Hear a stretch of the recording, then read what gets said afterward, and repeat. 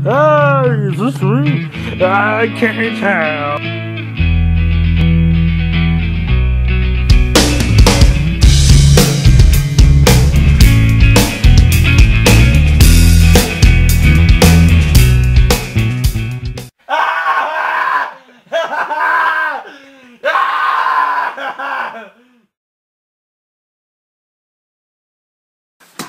Hey, it's Rock or Bust from AC/DC. This is their 16th studio album, their first since 2008's Black Ice.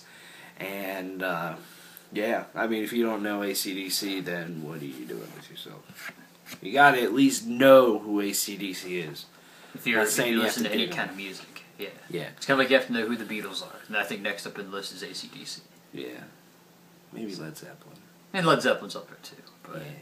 But AC/DC was the very first band I ever got into in my life. So I need to thank them for getting me into fucking music. So here we are talking about their new album, Rock or Bust. This comes out on my birthday, December 2nd. Yay. You should buy it for me. Actually, I don't know if I want it. Yeah. I mean... Speak. Speak? Alright. I mean, if I wanted to not talk that much and sum this album up really quickly, this is an AC/DC album. I mean, if you're looking for something groundbreaking, like something that they've never done before, I mean, then obviously then you haven't really listened to AC/DC. You know, don't know that when it comes to experimentation, they're a little lackluster in that sense. It's all standard fare, which technically isn't bad. Like, I love AC/DC. AC/DC is one of my favorite rock bands ever.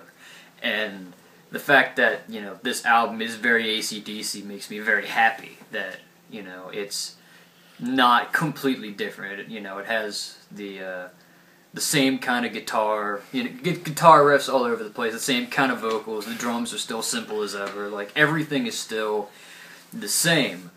The only thing is that even... because I'm not that the biggest fan of, you know, more recent AC/DC, just because, you know, I've felt for a while that they are running out of things to write, riffs of that kind to write, and things to write songs about, necessarily, that they haven't done.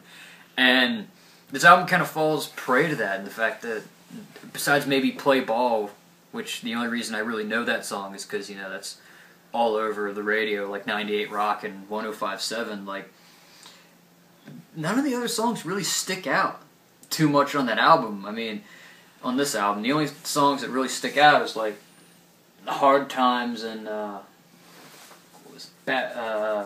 Rock the House and, what was it, Misadventure, because, like, some of the riffs in those songs I just thought were funny, and those were the main reason those stuck out in my head. Also, if you haven't heard, this is the first album without Malcolm Young, because he's suffering from dementia due to the stroke he had. What was it, like last year? He had Recently. Yeah. It was recently that he had a stroke, and so he's not on this album at all. His nephew, Stephen Young, is actually, or Stevie Young, is actually playing rhythm guitar on this album.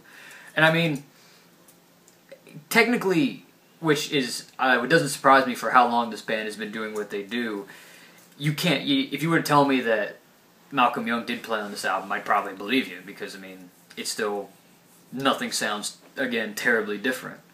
I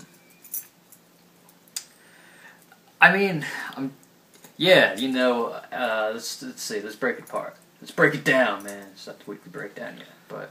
No breakdowns on this album. No breakdowns, none. 0 out of 10. 0 out of 10. Brian Johnson is still a unique vocalist. I'll give him that. I mean, he sounds as good, if you can say that, as he really ever has, really. I mean, he has a unique voice. I mean, and I don't think anybody can sound like Brian Johnson. And he for, you know, despite, it's actually surprising to me that he's doing this good. You know, how old these guys must be getting, because, I mean, they've been around since, what, the 70s, so... Like the fact that he still is kind of able to still somewhat do it is great. Angus Young, I mean, his guitar solos are, again, you're going to hear me saying this a lot, but I mean, like, it's an AC/DC guitar solo. I don't know how else to describe it. It's very bluesy, it's mid-pace. It's not really technical, but it's like, it's one of those solos that you can definitely just picture Angus Young going fucking nuts on stage, doing the duck walk and having like a seizure or whatever the hell he does on stage anymore.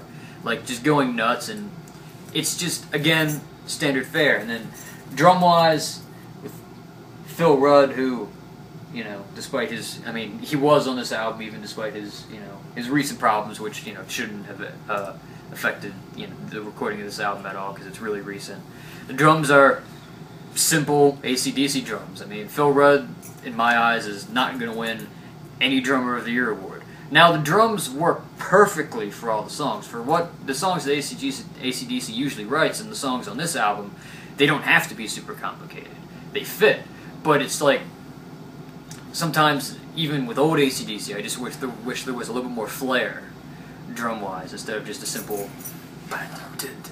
just a simple beat. I just wish maybe they'd mix it up a little bit more. But I mean, like I said, if you really like AC/DC, you'll love this album. This is, again, AC/DC doing what AC/DC does best. I mean, if you're looking for the next great AC/DC album, I mean, I don't think this is it. But it's definitely a good album. I mean, it's worth at least an attempt to listen to, I think. It's worth at least giving it the chance. Because who knows, you might love again, like I said, you might love this album. This album does nothing for me, but it doesn't make it a bad album. It's a good album, at the very least. So, it's okay. Like he said, it's AC/DC. There's nothing different. It's the same, I mean, let's face it, no matter how big of a fan of AC/DC you are, they kind of recycle the same stuff. It's just a little bit different every time. Like, I'm pretty sure the opening riff to Rock or Bust I've heard before.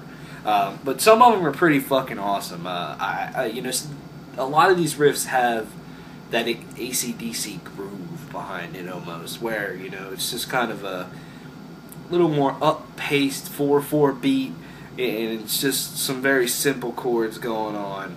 And, that's cool. Like, I really enjoy the riffage in Play Ball, especially the verse riff. That verse riff is very fucking cool.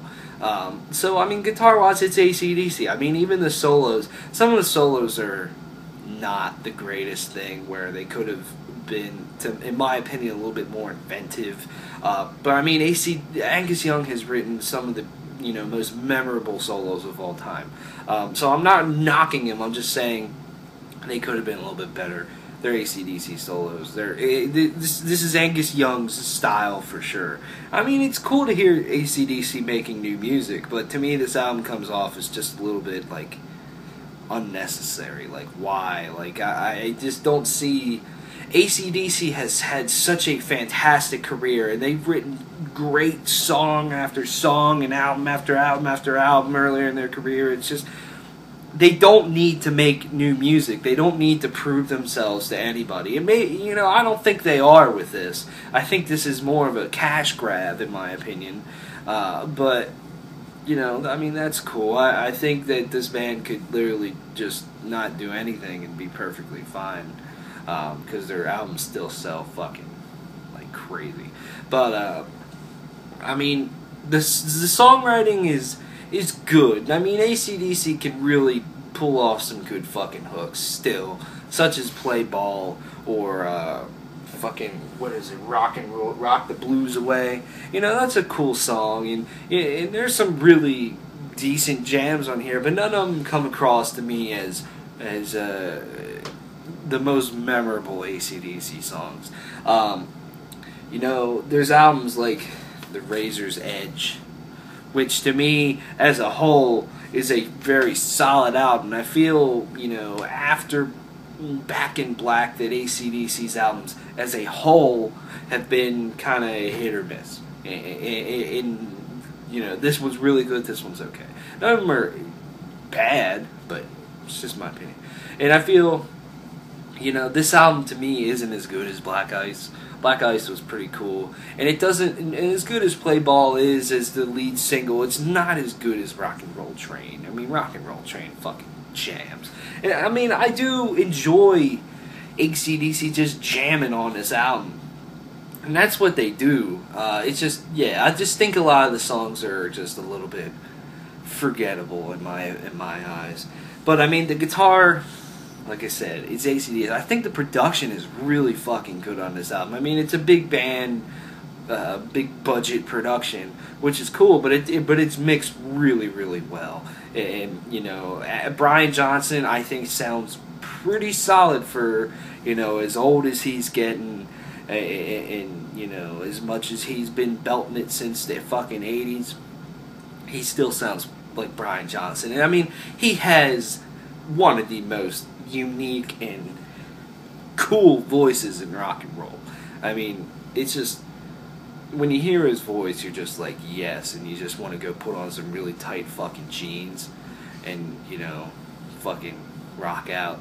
I don't know why just tight jeans, that's all you have on. There's nothing else. No shirt. Not even underwear. You just pull the jeans on over the top. You can't fit the underwear on anyway. So. Yeah, because when I picture Brian Johnson, I think of tight jeans with your balls pretty much hanging out, like they're about to burst through.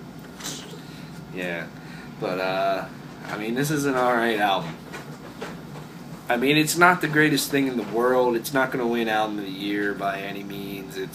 But you know, if you enjoy AC/DC and you just want some nice, simple fucking jams, jam the fuck out of this. It's not horrible, but it's not the greatest thing. And this, I mean, this is coming from someone who's just an absolutely huge AC/DC fan. I mean, we both are. But this album's just okay, in my eyes. I want to add the thought that I personally, I don't think that maybe this is a money grab. I think it's just like, you know what I mean? They don't want to admit that they're done. You know what I mean? No band ever wants to admit that, that, you know, we need to stop. So it's more of it's not them trying to prove anything to anybody else. It's them trying to prove something, I think, to themselves. That, you know, that some people are like, you know, why be in a band if you can't write any more music? So they're like, all right, well, let's keep writing music. Yes, they could tour or even do, like you said, do nothing for the rest of their lives and make plenty of money. But it's like, also, I mean, when you do this all your life, how do you just stop? That's the other thing. So, I mean, that could be the reason. That's just speculation, but yeah. But okay, album scores. I'll give this album a 7.4 out of 10. It is a solid C album. Just it's pretty good. It's alright. I'm gonna give this a 7.8 out of 10. Too many power chords. Too much power chords. Too much rock. Too much simple drums. You know. Yeah. No, in reality, I'm gonna give this a 7 out of 10. Disregard that other score. Yeah. 7 out of 10. Okay. But yeah. Thanks for watching. We'll see you later. This is probably the last album review of 2014 of music, and I think this year's been a pretty good year for music. Oh, yeah, there's been a lot of good albums this year. So, yeah, our album of the year list and all that cool shit's going to be coming soon. And let's play ball. Let's play ball!